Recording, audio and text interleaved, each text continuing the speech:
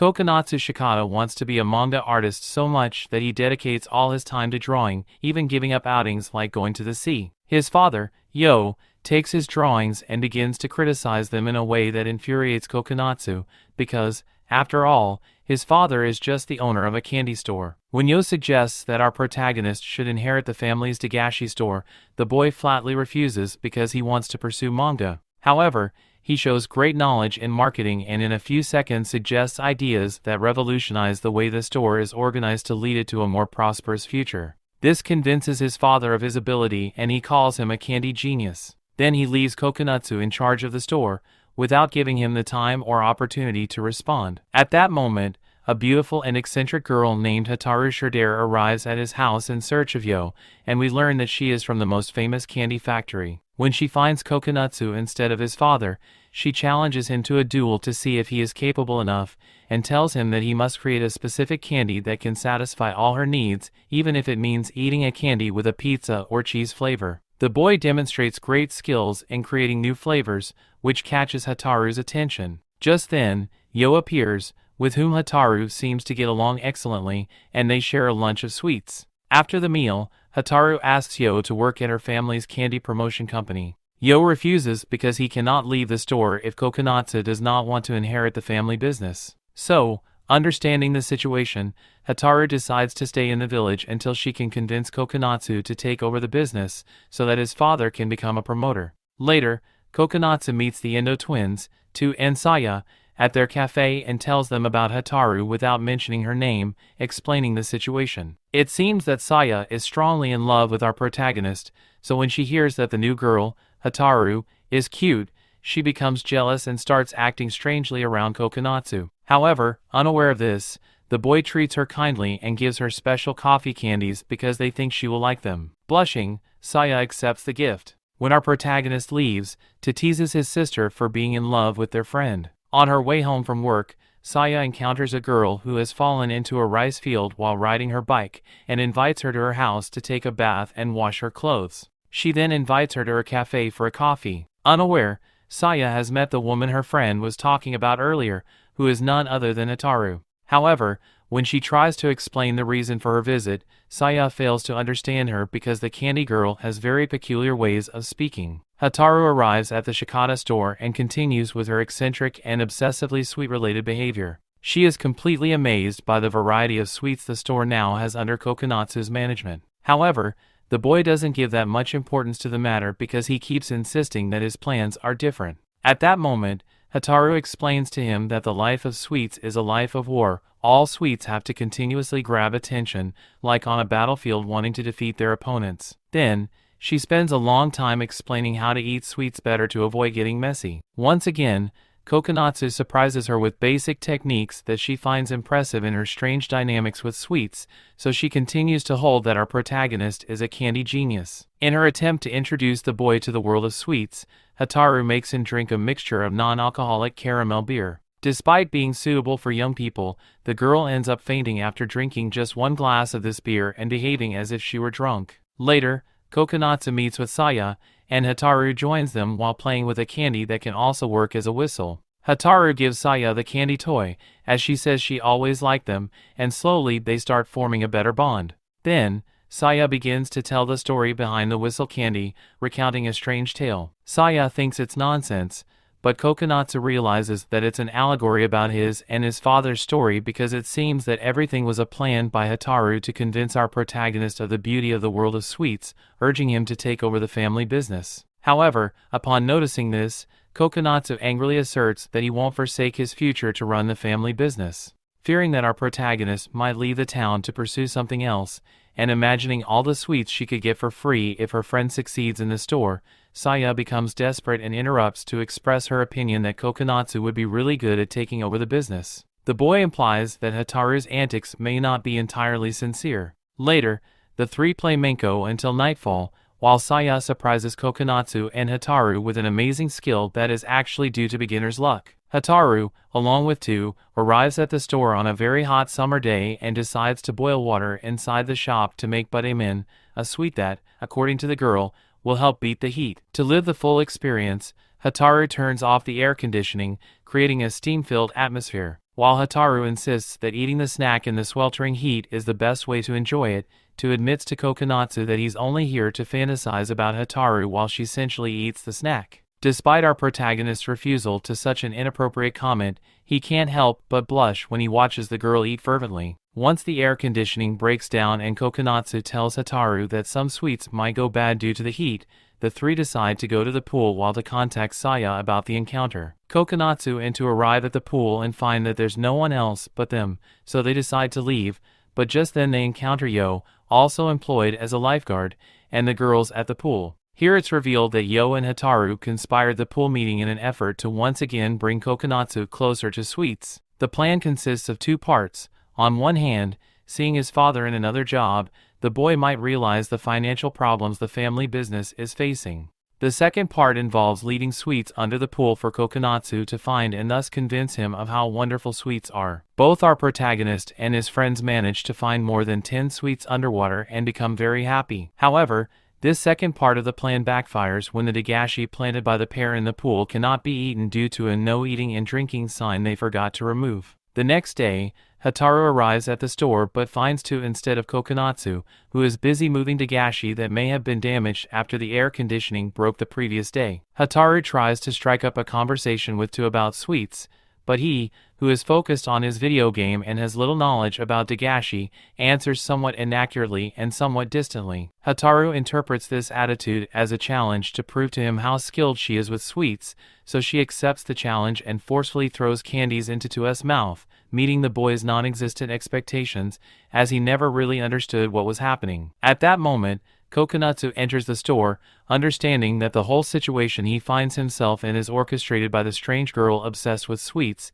and upon seeing Hataru's throwing, he becomes concerned about his friend's well-being. However, Tu responds that everything is fine. After this scene, the air conditioning repair team enters. Hataru is about to help with the store, but Kokonatsu thinks it would cause more trouble, so he convinces her to stay with Saia at the cafe. There, Hataru buys Saia a coffee and invites her to sit with her, saying she always wanted to talk alone with the girl, to which Saia responds in kind. Hataru gives Saia a candy, as she notices that she has never tasted sweets since they're not her thing, and then spends a long time explaining to her about the reason for sweets. This surprises Saia, as Hataru has a lot of knowledge, and she asks her to tell her more about it. Thus, the two girls end up talking for hours and becoming closer friends. Kokonatsu arrives at the store and finds Hataru blindfolded. She challenges him to a blind taste test using various flavors of fugashi, the most popular and well-known snack. She adds the stipulation that the taster must have their hands tied behind their back to prevent cheating by identifying the snack just by texture. Not quite understanding why,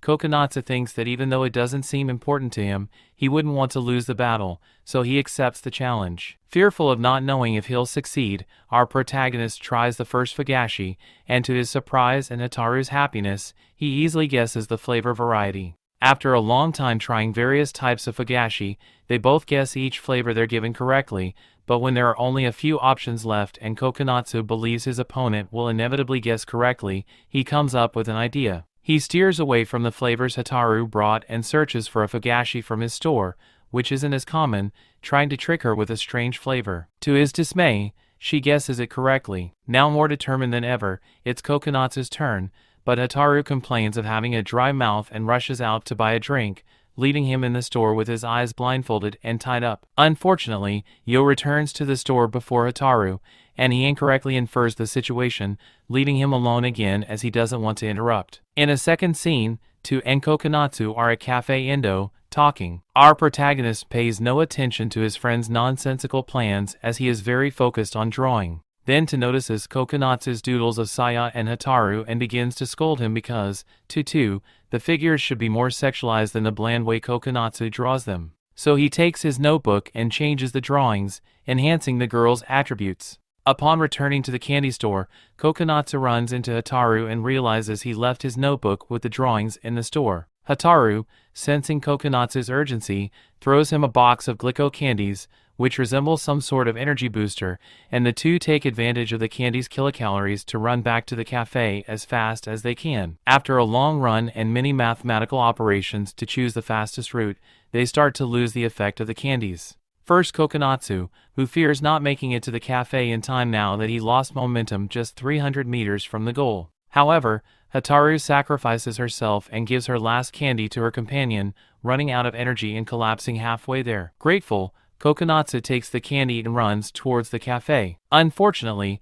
he runs into Saia, who is already looking at the doodles and is enraged by the way the two girls are drawn. Kokonatsu interrupts his father and Hataru enjoying ramen late at night, although they seem to do it secretly and shamefully. However, once the boy is among them, they make him part of the meal. Kokonatsu remembers that he hadn't seen one of those for a long time even though they were sold until recently, so his father confesses that he keeps them in the storage room to be able to eat them himself. This angers the boy because clearly the business is not doing well. In defense of Yo, Hataru explains the quirks of Dagashi, and Kokonatsu comments on how addictive the snack is, especially after seeing Yo eagerly drink it even though it's supposed to be for sale. Ashamed of his behavior and the addiction to the candy, Yo decides not to come back until he can be free from that addiction, so, accompanied by Hataru, they decide to leave. Kokonatsu, relieved that the noise is gone, goes back to bed. Hours later, at 1:30 a.m., Kokonatsu wakes up again, this time because of his father making food vlogs.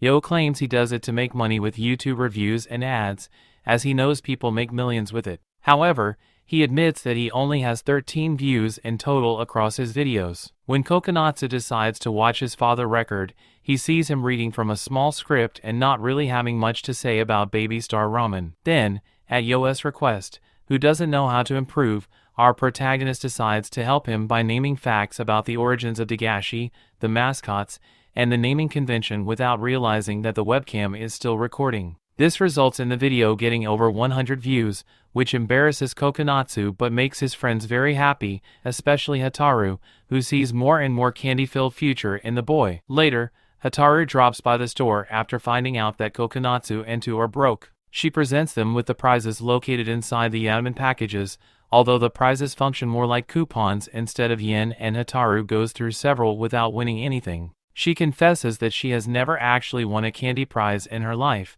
but nevertheless, she presents the boys with the Sour Grape Challenge. It consists of a pack of 3 grape-flavored gums, one of them extremely sour.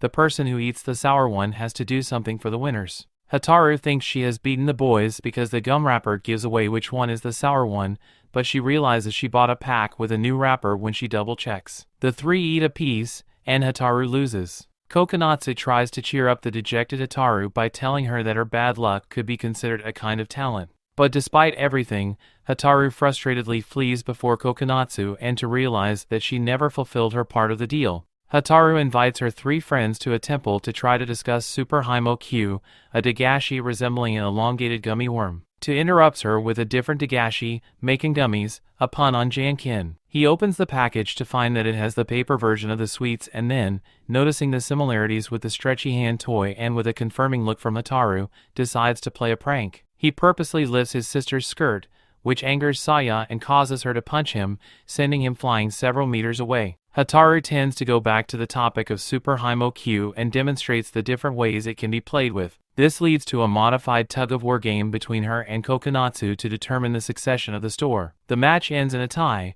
so Hataru moves on and tells Kokonatsu and Saia the story of the length of Dagashi while using it as nunchaku. The wild swing causes a piece to come off and fly through the air. Kokonatsu instinctively jumps to chase it, catches it with his mouth, and lands on top of Tu. After this, the 4 decide to play Ohajiki to settle the succession issue. When Saia once again demonstrates her prowess in a game she has never played, Hataru brings up the possibility of Saia working at the Shikata store. She blushes at the mere thought while staring at Kokonatsu. Later, with Hataru in last place, she pulls out a trump card, the forbidden Ohajiki. Unfortunately, it slips from her hand and shatters on the ground, making her cry. The next day, Saia thinks about Hataru's offer. She remembers when she and Kokonatsu were younger and played Doctors with Yogurt, a nutritional Dagashi that comes in a blister pack because it is made by a medicine company. In the memory, Saia checks Kokonatsu's temperature with a hand on his forehead, but nervously pushes him away when they make eye contact and insists that he be the doctor instead. Saia tries to take advantage of the situation to get Kokonatsu to touch her body,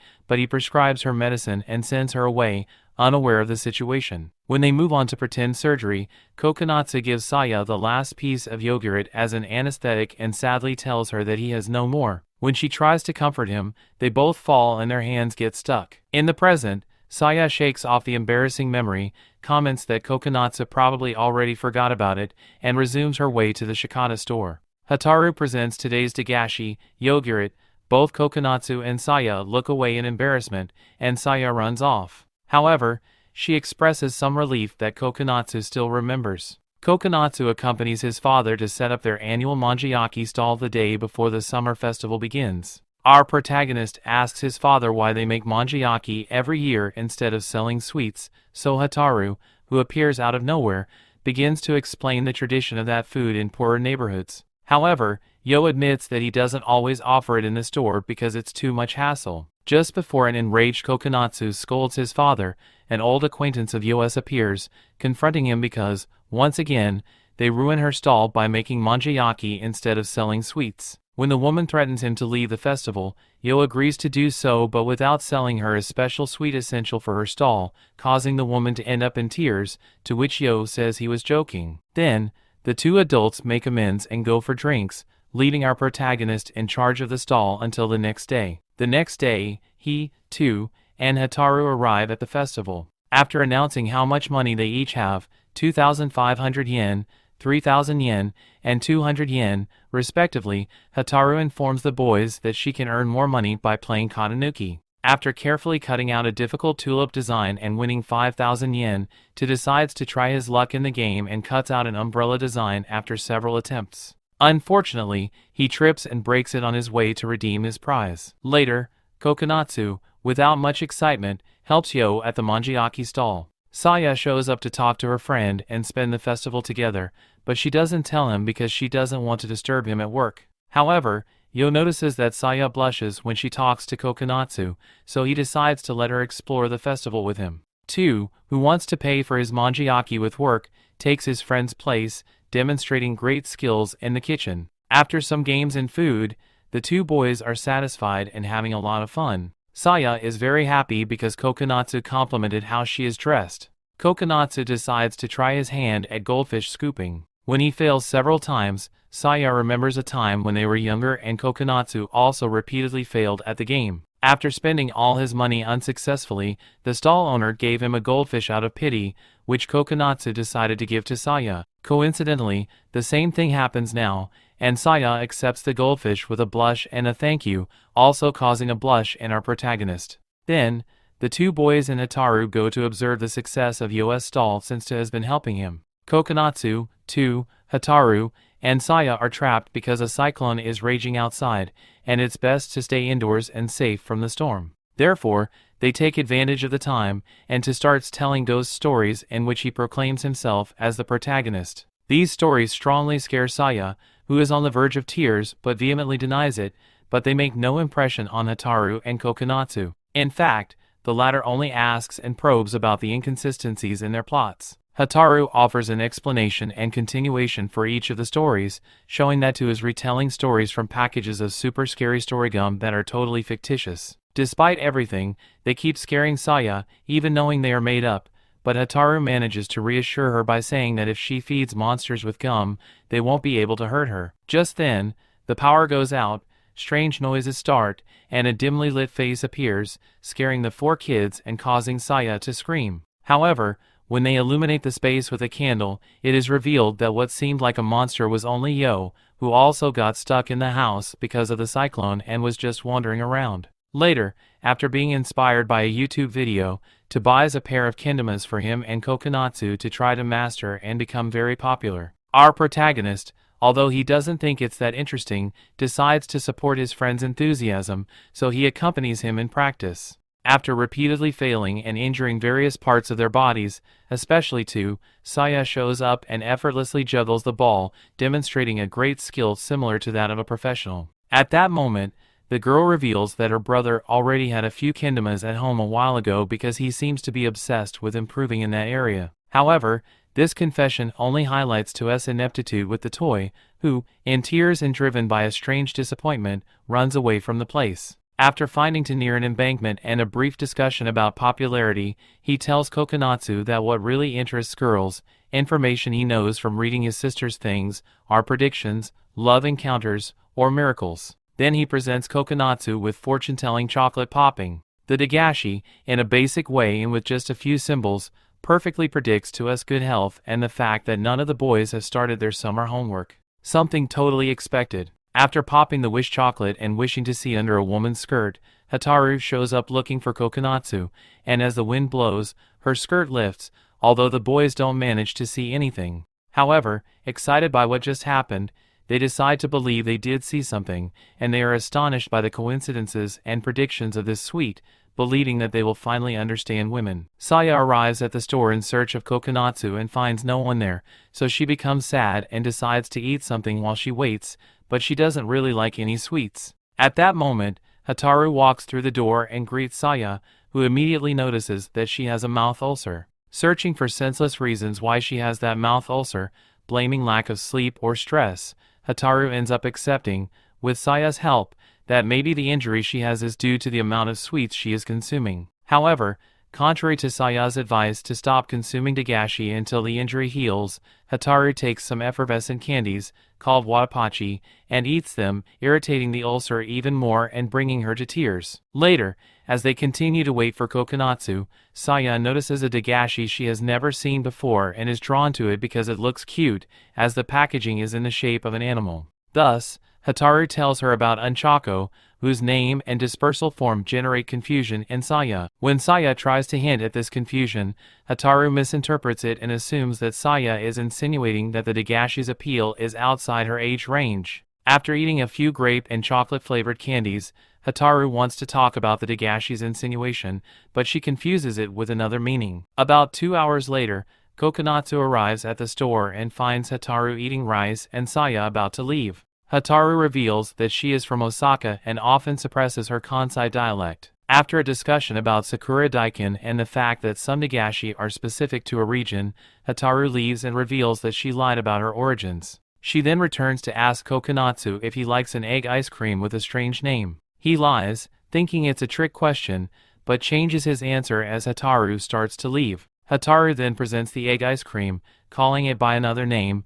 but she and Kokonatsu disagree about the different ways to colloquially call it, as our protagonist comments that since he was a child he called it bomb ice cream because of its shape and because if you're not careful when eating it, it can explode on your face. After hearing this explanation, Hataru decides to eat hers, causing the hot ice cream to explode all over her body. She comments that now she understands why it can be called a bomb. In the middle of the night, Tu is approached by Hataru, who mysteriously asks for his help. Days later, Kokonatsu realizes that Hataru hasn't shown up at the store lately, and after discussing it with Saia and realizing that she hasn't been to the cafe either in the past few days, they decide to pay a visit to the mansion where she stays. When they arrive at the mansion, Kokonatsu is surprised by the wealthy lifestyle Hataru leads, as they have built a mansion just for her while convincing our protagonist to inherit the store. When they knock on the door, they are surprised to find a completely sick Hataru, who receives them wearing a mask. When she sees Saia, she becomes happy, but as soon as she catches sight of Kokonatsu, she starts screaming in fear and faints. When they bring her inside the house and Hataru manages to wake up from the faint, the same thing happens. She is happy to see her friend, but she gets scared when she sees Kokonatsu, which surprises the boys as she acts stranger than usual. Trying to cheer Hataru up, Kokonatsu offers her the gift he brought, but when she sees that the gift is nothing but sweets, she screams in terror and backs away, leaving the sweets on the floor. This greatly worries her friends, who know how much Hataru loves sweets. As Kokonatsu continues to insist on the sweets, and after rejecting one proposal after another from the boy, Hataru confesses tearfully that her mouth ulcer has worsened and then shows them her swollen face due to the injury. Then she tells them that she wanted to recover in time to eat a new flavor of Baby Star Ramen that was about to be released. She also reveals that she decided to follow Toe's advice to stop eating Dagashi altogether to help her recovery. Fortunately, Tu manages to convince her by telling her that the longer she waits to eat the sweets, the tastier they will be, so Hataru decides that will be the case. This shows her friends the great responsibility she has with sweets if she is leading them now for a higher purpose, which is to try a new candy. However, as soon as she finishes telling what happened, Hataru begins to show some withdrawal symptoms and behaves violently, attacking Kokonatsu to claim the Dagashi he brought. Fortunately, when she manages to grab one of the candies, an alarm goes off indicating that it's time for her medicine. When Saia goes to fetch this medicine from her fridge, they can see that the medicine she was taking to treat her ulcer was bought at Kokonatsu's store and that, in fact, they were Dagashi, so they didn't help at all with her illness. After explaining this to Hataru, she realizes what she had done, but regardless, she continues to drink the concoction. After questioning Hataru about why she believes Yo is qualified to work at her father's company, Kokonatsu, Hataru, and Saia spy on Yo from inside a box while he works at the store. At first, their efforts seem futile as all Yo does is neglect the store while eating his favorite sweets instead of selling them, consuming one after another. This prompts Kokonatsu to decide that his father isn't good for the store and that if it is to prosper, he will have to take over. These words make Saia happy, fantasizing that if that were to happen, then Kokonatsu would stay forever in that town, close to her, instead of leaving for other places. However, Hataru continues to insist that Yo is the right one for the job. At that moment, a boy enters the store with the girl he likes, but he doesn't have enough money to buy her anything, so Yo covers for the boy, making him win a cola gum to give to the girl and impress her. Thus, the store owner manages to demonstrate his people skills. Hataru explains that the candy factory wants to resemble more a candy store, and that's why they're looking for Yo, as selling sweets not only requires market knowledge but also the ability to connect with and create bonds with customers. After this explanation, Kokonatsu begins to have a slightly better impression of his father. However, as soon as the children leave, Yo finds his son's unfinished manga and prepares to read it without him noticing. Enraged, Kokonatsu reveals himself from under the cardboard box to prevent this from happening, making his own father nervous. Sometime later, Kokonatsu and Hataru sit and wait for the next available train at a train station, as the previous one has passed right in front of their noses. To kill time, the two enjoy some Miyako kombu and ramen that Hataru has brought while she tells the stories of their origins. Even when Kokonatsu wants to tell the origin of ramen, she interrupts him, completing the story and showing that she knows much more than him about sweets. When the sweet stories are over, the two start talking about their hopes and future plans. Hataru, who is waiting for the train to go look for sweets, comments that she still has much to learn about the origins and diversity of sweets, despite all the knowledge she has demonstrated throughout the previous episodes. This is because her future plan is to make the largest candy company in the world. Half jokingly but not entirely, Hataru tells him that she hadn't planned to stay there for so long and that her long stay in the town is because Kokonatsu has not yet accepted to inherit the business, which makes the boy nervous. However, as Hataru reveals while boarding the train, she understands that our protagonist has his own dreams and goals to fulfill and that's why she won't force him to succeed in the store, but she will be available in case he changes his mind. This revelation, which leaves Kokonatsu surprised and embarrassed, causes the boy to miss the train. One day after the previous episode, Hataru asks Saia about the taste of love on a beach pier. This question, and the way Hataru approaches Saia, make the latter think that perhaps Hataru is about to confess to her. However, when Saia closes her eyes at Hataru's request, Hataru gives her a candy and asks her to guess the flavor. After a while, when Saia tells her that the flavor is cherry, Hataru congratulates her for correctly answering the question on the candy wrapper that she just offered her. Meanwhile, To and Kokonatsu return to work to become popular through fortune-telling Dagashi. However, this generates some problems between the boys as they seem to want to deceive each other to have more chances of being popular. Fortunately, their friendship weighs more, and the two boys make up again and share the candy that supposedly would give them popularity. When the two groups end up seeing each other from a distance, Kokonatsu remembers his previous conversation with Hataru at the train station. He decides to give Hataru an answer. On the bridge, Saia fears that Hataru might be in love with Kokonatsu but ends up discovering that the girl is talking about a character from a candy. Kokonatsu fears that his indecision is tying Hataru to the city and discusses it with his friends. At that moment, Hataru enters the cafe where our protagonist is, and when she leaves, Kokonatsu decides to follow her to talk about what is worrying him. Then the girl replies that he is not tying her to any place and that if she appears frequently in his candy store, it is because she enjoys it and because it is more fun than a regular candy store. And so ends this sugary story. If you liked it and want more series like this, Let me know in the comments. Similarly, if you want a greeting from me, if you haven't subscribed yet, you should do it and activate notifications. As for me, I bid you farewell until next time. Greetings!